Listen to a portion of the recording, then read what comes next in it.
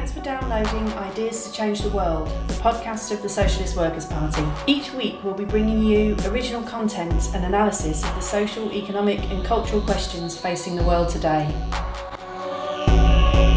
Welcome to the Ideas to Change the World podcast. My name is Simon Assaf. We are here today to talk about the Turkish war on the Kurds, notably in northern Syria, and also address some of the wider questions about Kurdish liberation and the state they find themselves in. We have with us Anne Alexander, who's on the editorial board of the International Socialism Journal. She is an author of numerous works on Egypt, Iraq, and the Middle East. With us also is Umit Yildiz, who's a Kurdish revolutionary socialist based in the UK. Umit, can I turn to you first? The Turkish invasion, it's being seen very much as a betrayal of the Kurds by the West. The Kurds, we know, in northern Syria had been fighting ISIS and seen very much as heroes to the West and many people on the left. And then they seem to have been thrown to the wolves by the US government. Could you tell us just very quickly the background to this and the situation the Kurds find themselves in? Thank you. I think it has more multidimensional aspects of this situation. It's not as it seems to be. It's been portrayed in the media. I think it goes back to a historical background, which we can talk later on, but it's an immediate situation. I think we need to talk about the end of the peace process in Turkey, which began in 2013 and between 2013 and 15 between the Turkish government, which is the current AKP party, which is Erdogan's political party, and the Kurdish movement in Turkey, the main political organization they have, HDP, People's Democratic Party. In 2015 elections, for presidential elections, was a turning point for the current Turkish government's attack on Kurdish movement because of Erdogan's desire to be president and Kurdish movement's desire to say, we will not make you president. Following this situation in Syria and refugee crisis, and about 4 million refugees moving from northern Syria into Turkey, and current AKP government's use of refugees also escalated the situation. Mm-hmm. And one important issue I think we can discuss later on, but I'd like to mention first the whole Turkish state's attack on Kurds, because seeing Kurds as an existential issue.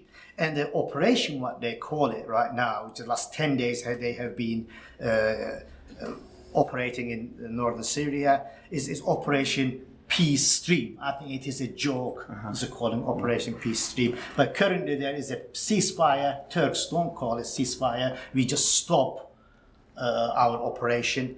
But American governments called it ceasefire, and I'll stop there.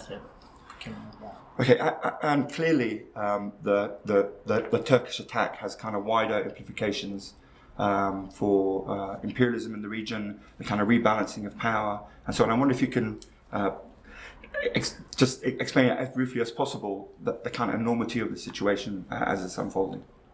I think, firstly, we need to kind of put this in the context of some of the things that have been happening around that area of northern Syria that borders with Turkey over the last few years, and to underline the enormity of the attack on millions of people's lives that this invasion by Turkish forces represents.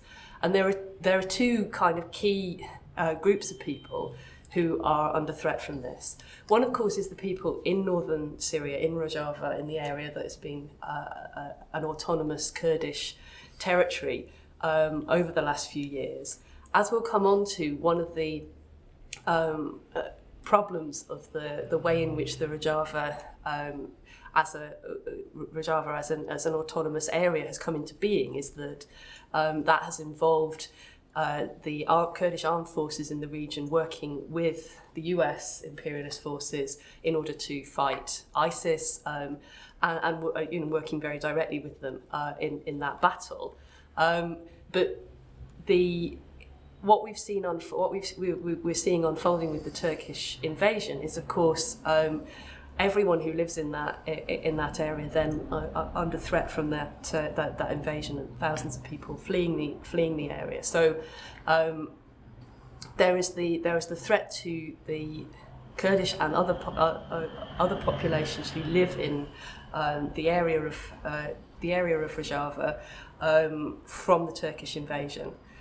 On the other hand, there is also a huge threat to the millions of Syrian refugees living in Turkey, who are now being told that 2 million of them will be forced to move into this so-called safe zone that the Turkish military invasion is creating. Again, this is forced dispossession of people who have been systematically brutalised by the experience of counter-revolution, civil war, marginalisation and racism inside Turkish society, and in enormous poverty as well, and are now being told that they will be forcibly moved to areas which are being apparently constructed kind of by the Turkish state. This is. Both of these things are utter tragedies and a huge attack on the rights of millions of people, and something that we should completely and totally oppose.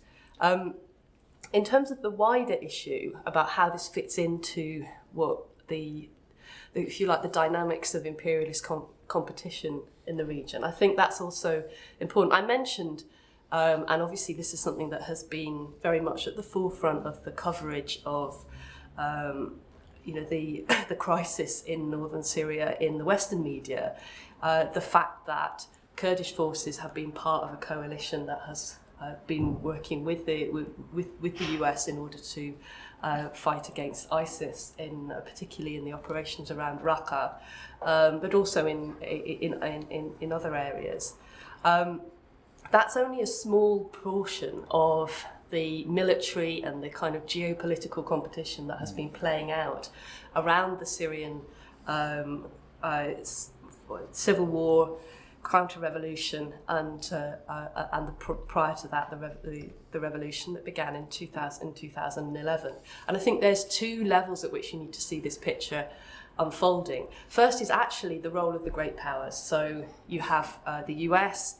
Obviously under Trump, most recently, but the kind of long-term effects of US policy of attempting to assert itself over the Middle East and to dominate the resources of the region. But then you also actually have what you could call a kind of sub-imperial level of competition, or a level of imperialist, a kind of dynamic of imperialist competition that is playing its way out between the regional powers, of which one is Turkey. So Turkey projecting itself into militarily invading northern Syria is part of a dynamic of competition between some of the strongest states of the region, who are not at the, if you could see it as a kind of multi-level phenomenon, they're not at the top level of imperialist competition, like the US, and so on, but they are states that are able to project themselves beyond their borders, that they are trying to grab markets, grab resources, act in a way that means that they are competing at a regional level in a way that is driven by the dynamics of imperialism. The other states that are particularly important at the moment at that level are Iran, which obviously, when we come to talk about what's happened in Syria, the role of Iran as an external force in Syrian politics and in Iraq is very important. And then, the other countries that are less directly involved in this conflict in Syria would be Saudi Arabia, and then of course you actually need to look at the role of Israel from the south. Mm-hmm. The Kurds have a saying that we have no friends but the mountains, and it seems the history of the Kurds is one of revolt and betrayal. Of course, the Kurds, as with the Palestinians, were the big losers in the Sykes-Picot arrangement, the deal that redivides the Middle East after the First World War. And the Kurds are spread across 4 countries. Is that correct? Iran, Iraq, Syria, and Turkey. How much of this history how much of it has shaped the way in which the Kurdish resistance has evolved over the past few years? I mean, as you said, the Kurds have been betrayed. But is it betrayal or is the imperialist games? That's how we can portray it.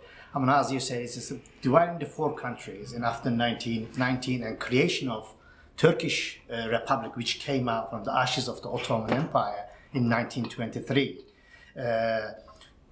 biggest chunk of Kurdistan went to Turkey. And in one night, as the people find themselves in different countries, Kurds find themselves in Turkish, Syrian, Iraqi, and Iranian. Since then, in Turkey, for example, Kurds are called Mountain from Turks. In Syria and Iraq, Arabs from Yemen, and Iran is also, because of the similarity with the language, Iranian thought this is an alter ego. So the Kurds, their existence have been denied last 100 years. Although before that, it was Kurds always control their own areas, and historically they have been in the area between Tigris and Euphrates in Mesopotamia. They had a very rich history, which both literal,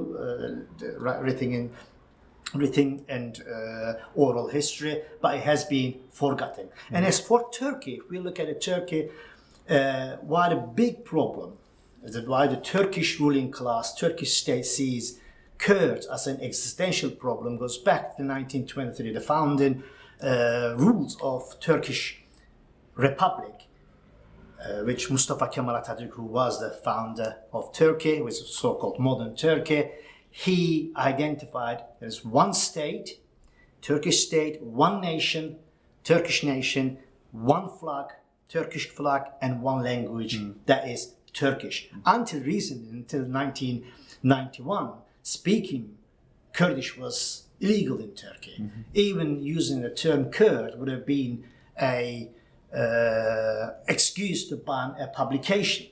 And recently, is using Kurdish names, and again, has been attacked by the states. And in the schools, for example, there are signs. Some schools says, "I will not speak Kurdish," in Kurdish-dominated areas, or a mother tongue. Speaking of mother tongue, I will not use Kurdish language in classrooms. And 2 people last week, since the operation started, 2 people were murdered because of they were speaking in Kurdish publicly. And it is one way is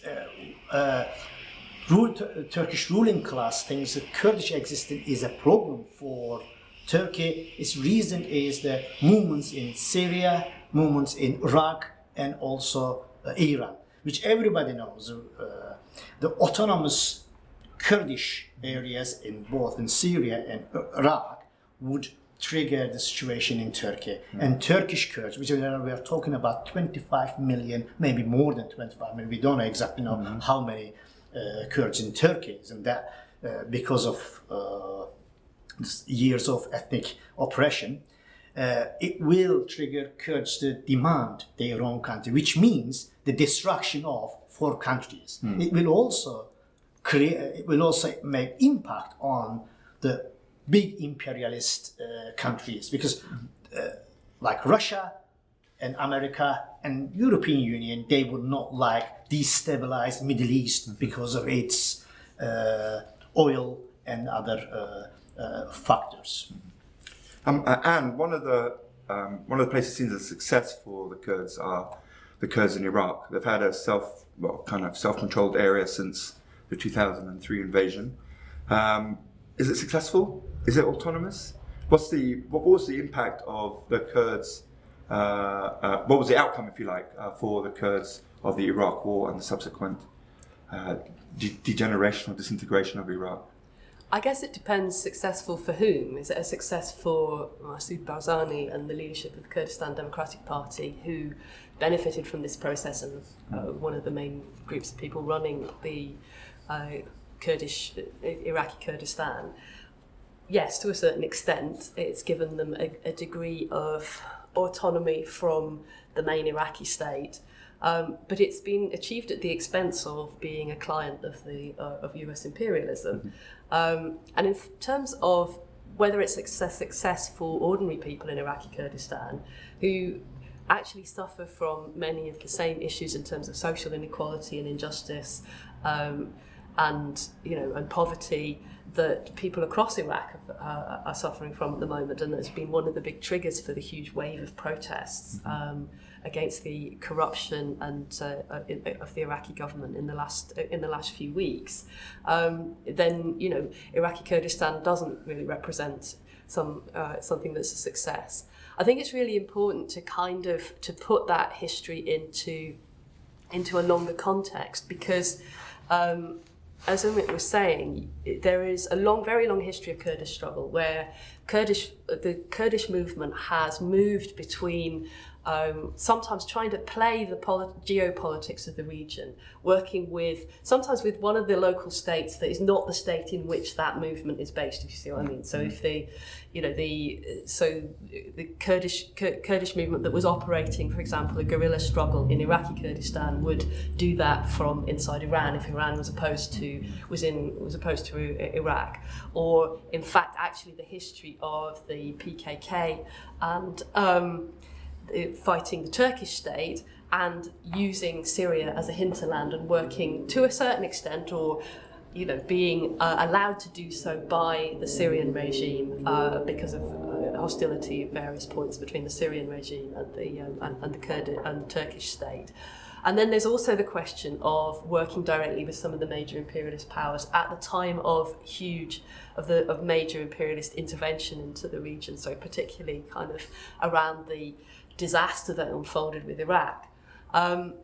So although you mentioned quite rightly that the sort of the point at which Iraqi Kurdistan became most autonomous is post 2003. Actually, during the 1990s, even under the sanctions regime, as a result of the no-fly zone that was imposed by the US. The Kurdish areas were largely under Kurdish control and functioned outside of the control of Saddam Hussein.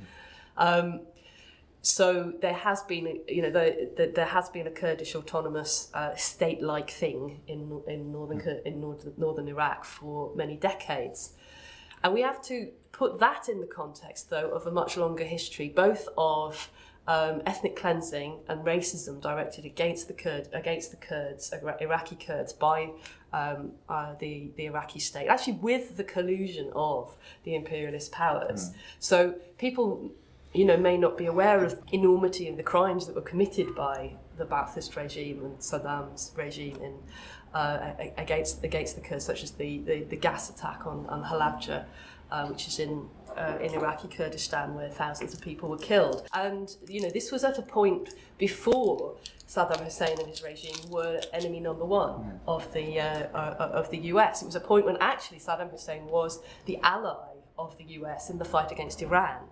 And this is one of the reasons why the ethnic cleansing operations known as the Anfal were allowed to go ahead without a peep of protest by the US, and atrocities could be committed against thousands of Kurdish people in the 1980s, because Saddam's supporting Saddam Hussein's regime in the battle with Iran was seen as more important, more beneficial to US interests. There is, however, also, I would say, a different history of Kurdish struggle in Iraq and in other countries in the region, of being interwoven with struggle from below to build mass movements, revolutionary movements that challenged those states in a much more fundamental way, that were anti-colonial, but at the same time opposed to the states that were in power locally. And this is quite important. So if you look at, for example, the history of the communist movement in all of those countries, Kurds have often played a huge role in Syria, in Iraq. Actually playing leading figures in the left and in communist movements. Also, even those where you were talking about Kurdish nationalist movements, or movements that focused largely on organising for Kurdish liberation, they did so. There's a history of that happening as part of a wider struggle against the local states from below, and seeing themselves part of a broader revolutionary movement for change from below, as opposed to trying to move around between different local and regional powers. It's a bit like, actually, you could draw a parallel with the experience of the Palestinian movement, that the armed struggle that was carried out by the Palestinian movement from the late 1950s onwards into the 60s, 70s, and into the 80s, there were kind of two approaches to this. One of which was similar to what I outlined with the Kurds, where essentially the leadership of these movements, people like Yasser Arafat, who's the leader of Fatah, and some of the other movements that came after, saw themselves as trying to make alliances with other states in the region. They saw themselves as the embryo of a Palestinian state, and that therefore they needed to act with the support of other governments. And this was partly to do with the nature of the thing that they were doing. They needed bases, they needed arms, they needed places to put their radio stations, they needed a whole infrastructure of support. But this led to them becoming prisoners of, in many sense, both politically and sometimes almost literally, of repressive states in the region. They had a policy of non-interference in the struggles of those countries, so that classically in the case of events in Jordan in 1970 with Black September, there was a policy that the Palestinian movement would stand aside from the struggle inside Jordanian society against the monarchy. And that you could argue there's a very similar kind of process with the Kurdish movement, where privileging a way of seeing liberation as being achieved through a combination of armed struggle and alliances with other states in the region, playing off one state against each other, leads you down this route, which I think is a trap. Now, I should say at this point, it is very important to say that, as a socialist, I am totally in favour of and support Kurdish people's right to bear arms and to fight for national liberation. This is not a critique from a kind of pacifist perspective of saying people shouldn't take up arms and struggle for the right to self-determination. But the problem of doing that within the framework of the existing states in the region and not challenging, those states as well as the imperialist powers actually leads you down this route. And it means that you can't solve these problems, the points that Umit very rightly made of, in order for Kurdistan to come into being, you have to break apart four existing states of the region.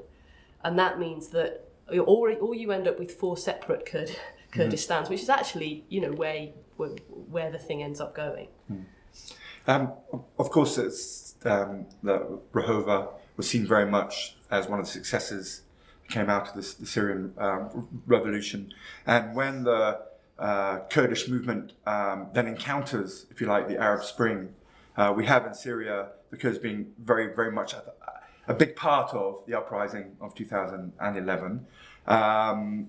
And the areas that then kind of emerged or fell under the influence of the kind of Kurdish leftist parties, these are the areas now being destroyed by the Turks. But do you feel, Umit, that this was a chance, if you like, the 2011 revolutions to kind of redefine that relationship between the kind of Kurdish national movement, the wider revolutionary forces? Before I answered that one, I mentioned something I think is really important about imperialist powers and their role in the Middle East. Let's not forget that first country who bombed and gassed Kurds was British. And Winston Churchill ordered gassing people in Kirkuk and Mosul, the areas when Britain discovered oil was there. So in order to make it inhabited, this barbarian, we need to get rid of them. But I think the Arab Revolution was a turning point for the Kurdish movement, because there was a big chance for both Kurds, Arabs, and to work together and fight for a better liberated Syria, and maybe would have moved on to Iraq as well. But there were movements were calling for, amongst Kurds and Arabs, brotherhood and fighting back. But later on, I think this has been dismantled by fighting against ISIS and intervention of the other minor imperialists in the Middle East, like Turkey and Saudi Arabia, and the major imperialists like Russia and USA. I do think there was an opportunity, but it has been destroyed recently. Because that, if you like, Anne, comes to that kind of special relationship, if you like, of at what point movement national liberation becomes part of a wider movement for change, and that relationship between the two. I remember at the time quite a few people on the Syrian revolutionary left were confronting the question of self-autonomy or some kind of state for the Kurds as being against the interests of the Syrian revolution. That this was a diversion, if you like. So I wonder if you could talk a little bit about that relationship between what point a national liberation movement can be part of a wider one, and what was missed, in my opinion, during the Syrian uprising was the Syrian Arabs saying to the Kurds, "Join our revolution, and we'll promise you independence if you so wish." But that didn't happen.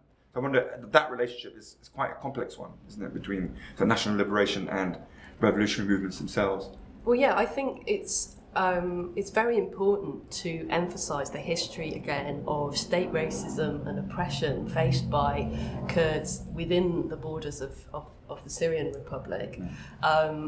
Even though perhaps it was, which is not to minimise it, it wasn't on the level of really kind of genocidal madness that some of the Saddam Hussein's regime got up to in Iraq.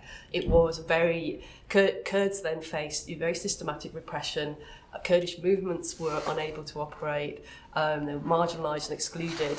And also there were programs of so-called Arabization, of bringing in people from other areas of the country, and the regime from time to time, played on a kind of played on racism and fermented divisions between ordinary Syrians, whether they were Kurdish or Arab background. And so actually, if you look at the precursors to the Syrian uprising in 2011, there was an important movement in Hasaka and the areas that are labelled as Rojava. Those areas, Kamishli, for example, as a major city, was the site of major protests in the decade before by local people against the repression by the Syrian state, by Kurdish people. And if you look at that took place in the 2000s, before the uprising in 2011, and was brutally repressed. If you look at the history of the PYD, the major Kurdish organisation in Rojava, then it was founded in the context of that movement in Kamishli and in Hasaka in the mid 2000s. And so yes, I think that when you have a kind of dialectic between different sorts of oppression playing off against each other, and that what revolution does is it gives an opportunity for, as you say, people who are on the one side, maybe are being appealed to by the state in order to back up this kind of racist idea, in order to divide them. So in this case, people from an Arab background in Syria. So revolution in that context gives an opportunity to turn that division on its head and to fight for unity among people who are oppressed and among the exploited against the state. On precisely that kind of appeal, we're saying, we urge you to support our revolution. It's your revolution too.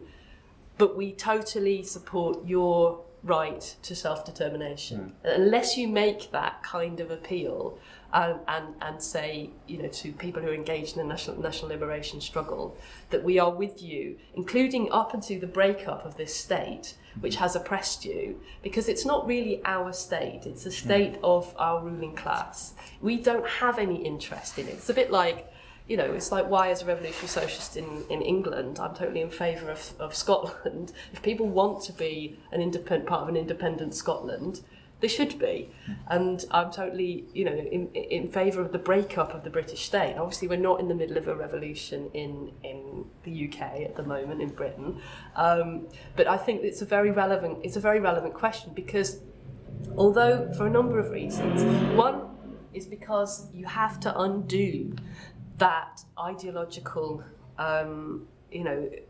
you have to take that ideological weapon out of the hands of the old ruling class and the old state, and build unity among people who are oppressed on a basis of mutual solidarity. You have to do something about that, because otherwise, exactly what happens, which is the case, is what happens in Syria during the counter-revolution, and happens in all counter-revolutionary situations, is that the ruling class divides the oppressed against each other, and will play on whether it's supposedly ethnic divisions between Arabs and Kurds, or whether it's sectarian divisions. And this is, of course, one of the major weapons of the Syrian regime in the counter-revolution was around sectarianism. But I think it absolutely has to start from a recognition of the oppression that has been suffered by Kurdish people by the Syrian state. But also trying to forge a common platform of solidarity. And it's a tragedy that didn't happen very effectively in the context of the Syrian revolution. Although, maybe there's something you could say a bit more about to what extent demands around Kurdish self-determination were, taken up at all by Syrian revolutionaries. Yeah, unfortunately, not very many. It was when the Syrian revolution breaks out. It breaks out in a almost kind of vacuum of politics. A lot of the committees that appear sort of rejected politics or some of the wider questions. But I think it was because of the state, the way the revolution seemed to come out of nowhere, the way in which they, if you compare it to the Tunisian or the Egyptian revolutions, where there was a good established sort of revolutionary groups or movement, in Syria it really came out of the blue, and there seemed very little time to discuss that. But it seemed a really difficult question, and one that had various arguments, with the left generally. And I think almost that kind of leads me on to kind of, if you like, the next question. If we understand, as Anne has said, that the kind of interests of the kind of majority oppressed, if you like, the Arabs in Syria, in this case, is to embrace the demands of the Kurdish people in order to win them over. How much so is this for the Turkish working class? Is it a demand? Should it be a demand of the Turkish working class that there is an independent Kurdistan? Why would that be important for any kind of rising revolution movement in Turkey to take on this question and take on?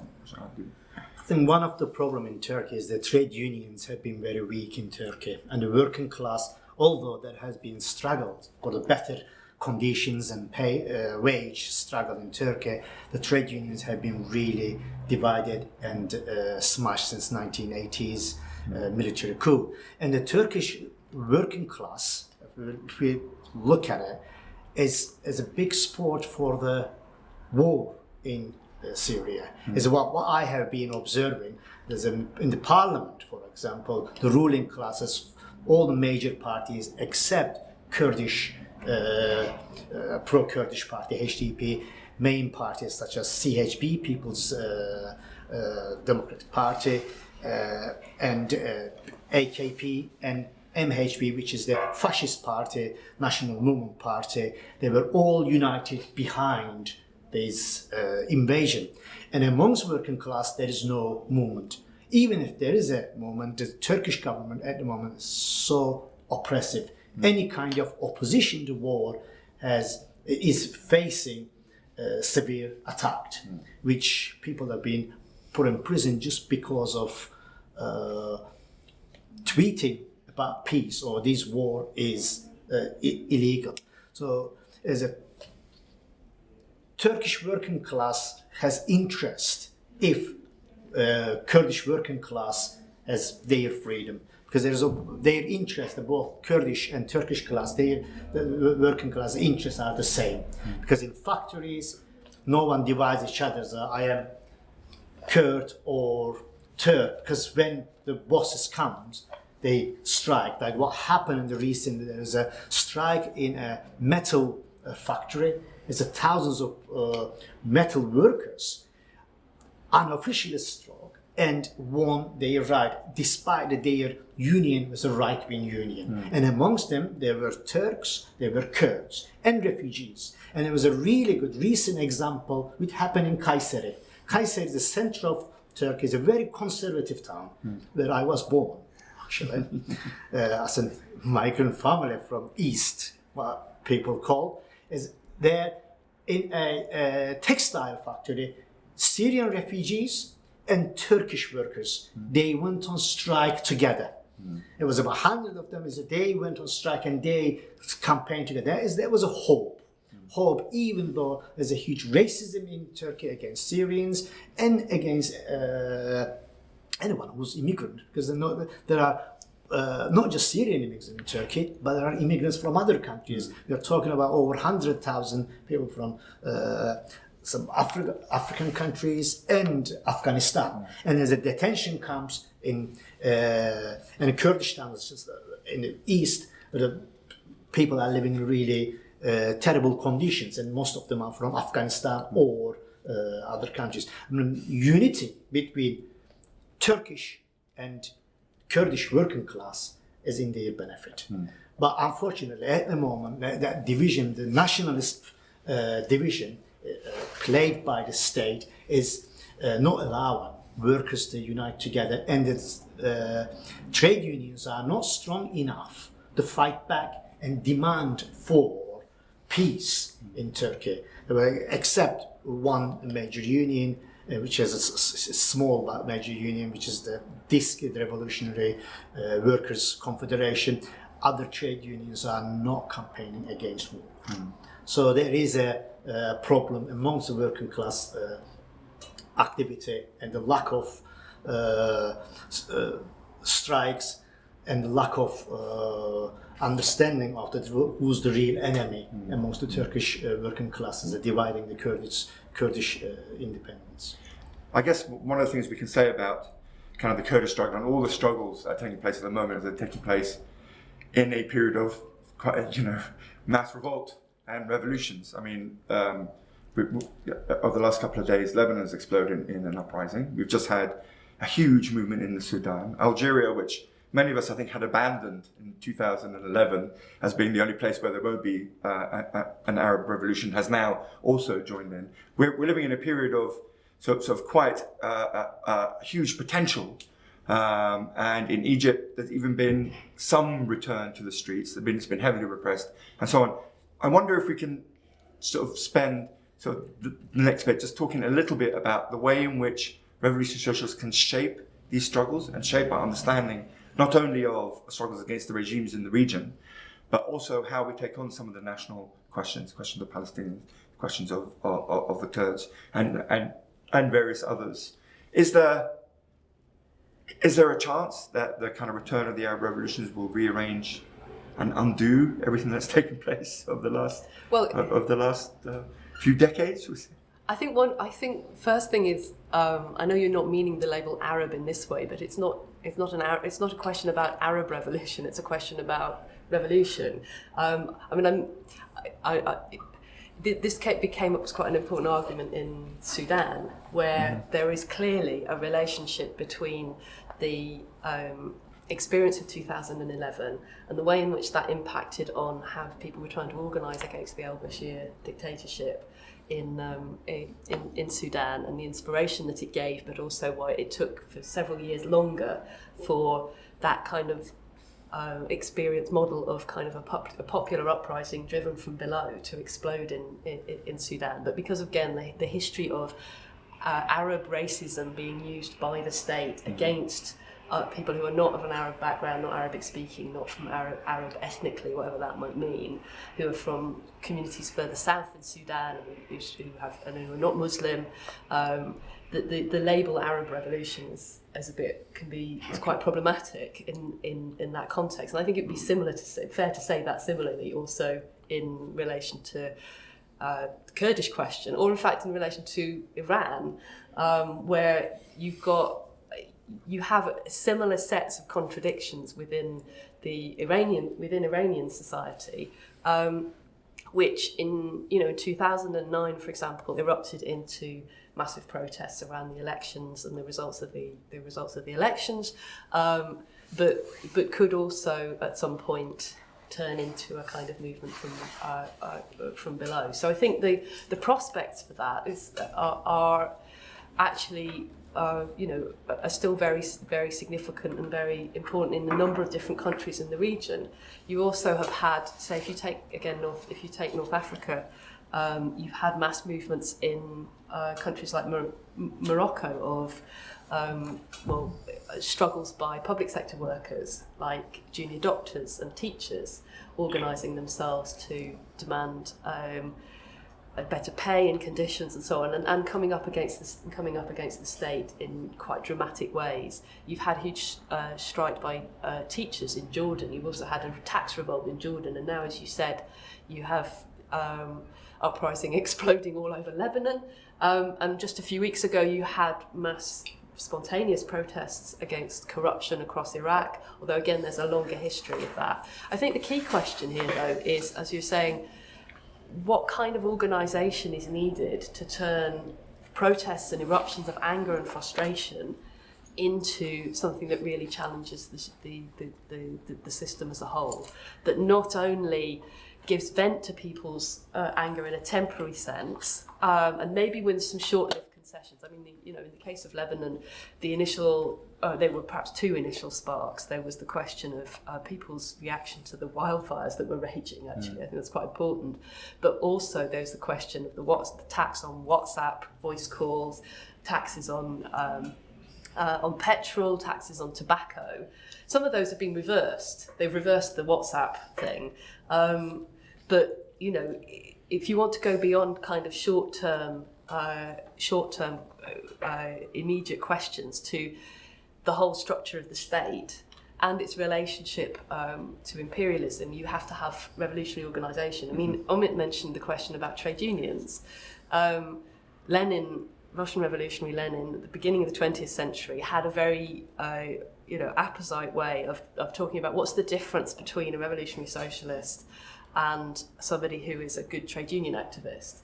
He said a revolutionary socialist has to be a tribune of the oppressed and not simply a trade union secretary. I mean, of course, you can be a trade union secretary who is also a revolutionary socialist and a tribune of the oppressed, but trade unions in themselves are reformist organisations. They accept lots of the divisions in society. They accept the existence of the current states and their setup, and they are there to kind of bargain for a better deal for workers, but they don't in and of themselves take up those questions about oppression. If you're a revolutionary socialist, you have to do that.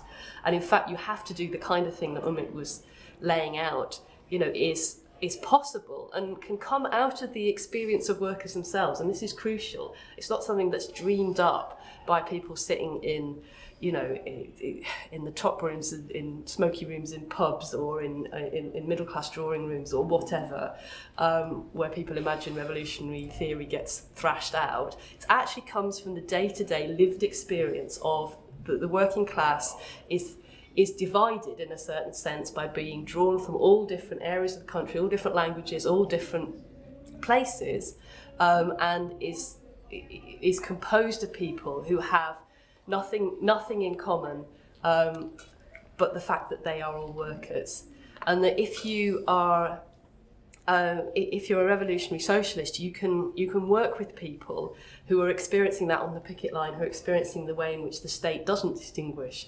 When the policeman's baton is crashing down on your head, they're not actually asking, are you Kurdish, or are you Arab, or are you Turkish, or whatever. They seeing you as a worker, and you're facing repression, you cannot just rely on that spontaneous experience of solidarity and struggle. It has to be organised, because you have to fight back against the way in which the state uses this as a weapon to divide our side. You cannot combat the ideology of racism without a counter. Without an organisation that is consciously countering it, and that calls for revolutionary organisation. something that takes up questions of oppression systematically, and sometimes in a very unpopular way, that it's not always popular with your fellow workers to go to say, if you're Turkish, to say, I stand with the Kurdish right to self-determination. I mean, in the current context in Turkey, it would be open you up to very, very serious forms of repression. Thousands of people lost their jobs because they signed the petition in solidarity with the Kurdish, with the peace protest, or saying that the peace process with the Kurdish party should continue. A lot of academics, for example, across Turkey, including some people that I've met who are now refugees here, were thrown out of their jobs because they simply made a statement saying, I oppose the Turkish state's criminalisation of the Kurdish rights. And there will be people within the working class or, working in the public sector who will go along with the racism that's inherent in the way the Turkish state does this. And so sometimes your job as a revolutionary is actually to stand up against that and make a clear perspective as to why you are in solidarity with the oppressed. But equally, you cannot just rely on solidarity against oppression to solve the problem, because it's what's located in the workplace, the power of workers at the point of production or at the point of service delivery, is something that can stop the system working. It stops capitalism functioning.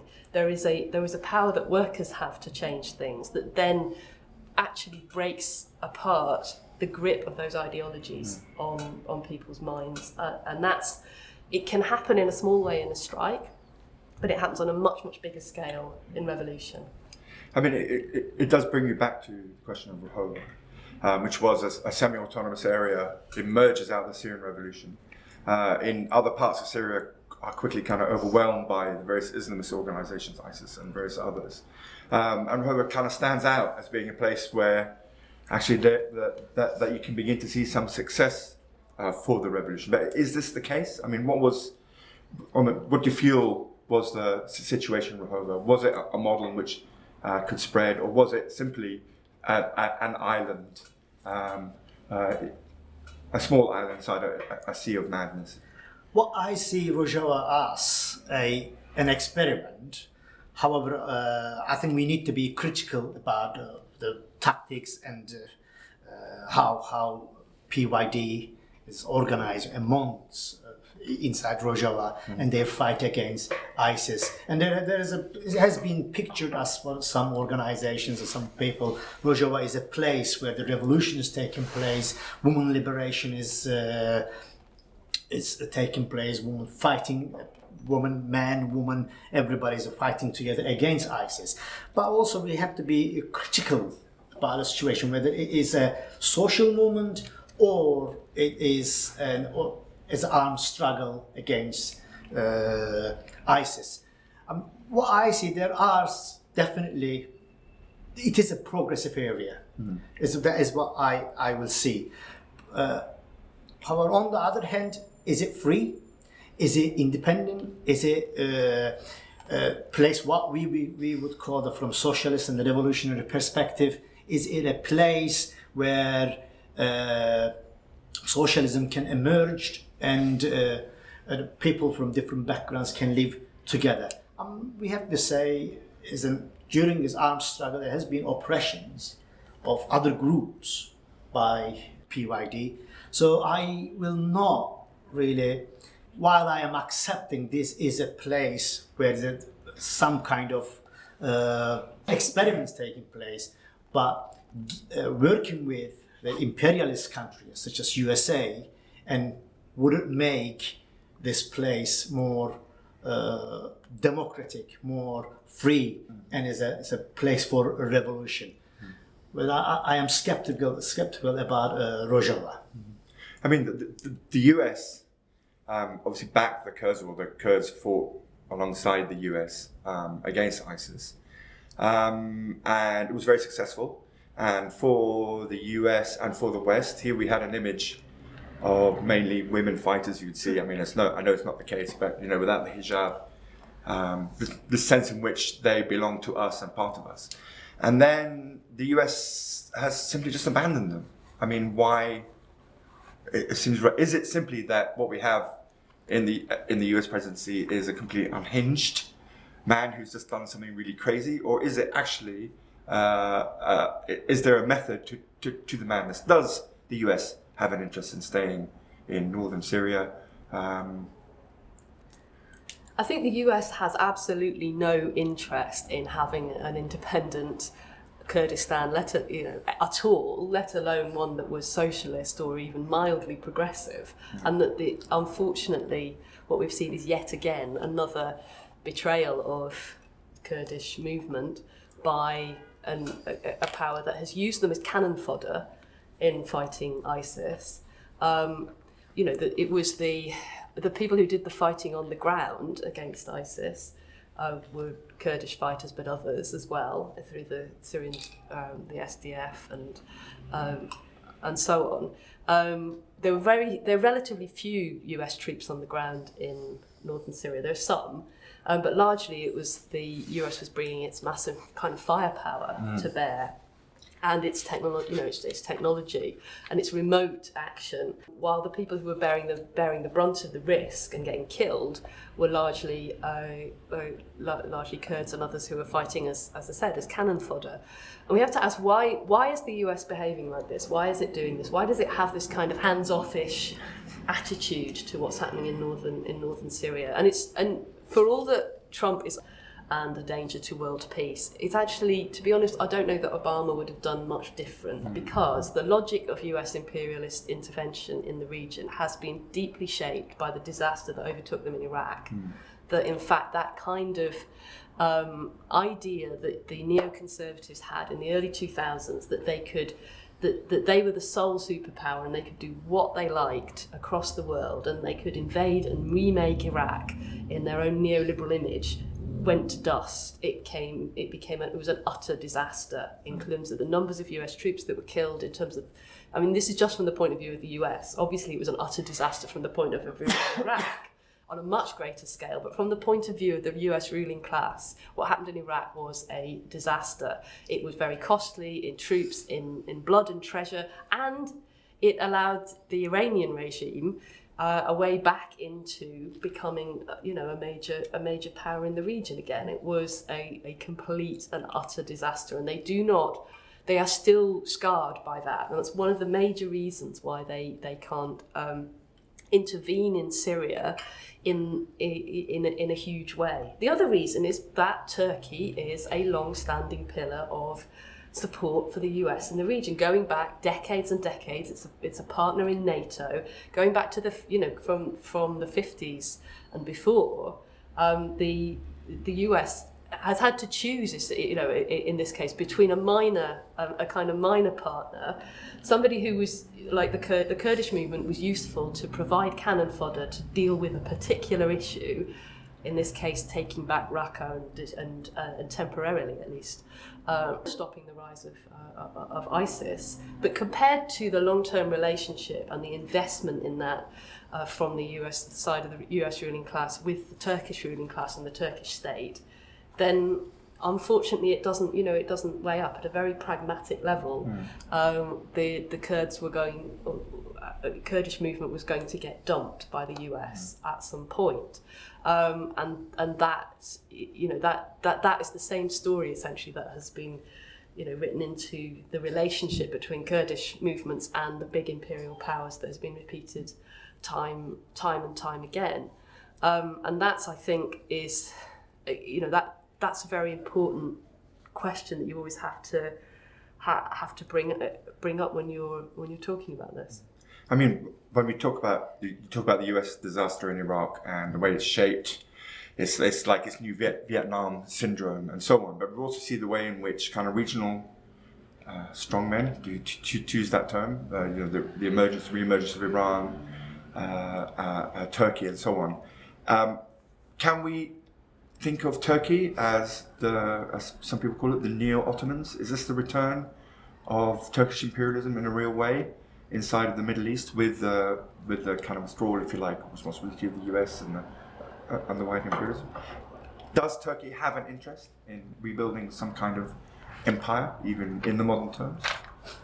I think Erdogan sees himself he's the successor of the Ottoman Empire. He sees himself, but I don't know whether the rest of the world or the Turkish people thinks. But however, invading Syria, which we are talking about 440 kilometers and 30 kilometers, 12,000 square meter land we are talking about. If Turkey is going to invade it and going to control, so what does it mean? Is it Turkey is getting smaller or bigger? Who's going to be controlling the area? So according to Turkish government, Erdogan says he will not leave the area. He's going to stay. He's going to control. So that is in a way imperialist act. And I think Turkey wouldn't have invade Syria and Rojava without a green light from Russia and also from USA. Now USA trying to look like I am doing the peace deal, like what Trump said yesterday. I let the two kids fight in a school garden. Now I am separating them. This is the arrogance of the US imperialism. But on the other hand, also Turkey is played Russia against USA in this situation in Syria. And also Turkey played refugees against European Union. And the European Union, if you look at a wider perspective, European Union's borders is now Turkey. European Union promised 6 billion euros to Turkey in order to stop Syrian refugees going through Europe. And now Erdogan is saying that if you don't support my war, I'm going to let the refugees go through there. And the same thing, similar stuff with Russian.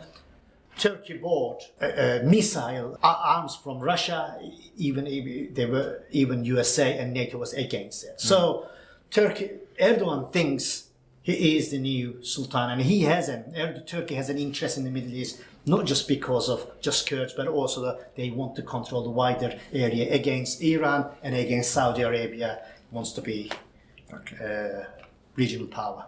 Okay. Thank you very much for listening. This was Ideas to Change the World podcast. I'd just like to thank Anne Alexander and Umit Yildiz. I'm Simon Assaf. Thanks for listening. If you'd like to read more, you can find up-to-date articles at socialistworker.co.uk. If you enjoyed what you heard and would like to join the Socialist Workers' Party or find out more about us, you can go to swp.org.uk. If you'd like to get in touch, you can find us on facebook.com/Socialist Workers' Party, on Twitter @SWP Britain, Instagram as socialist_workers_party, and you can subscribe to our podcast on all major podcast sites, including Spotify, Deezer, SoundCloud, Stitcher, Spreaker and iTunes.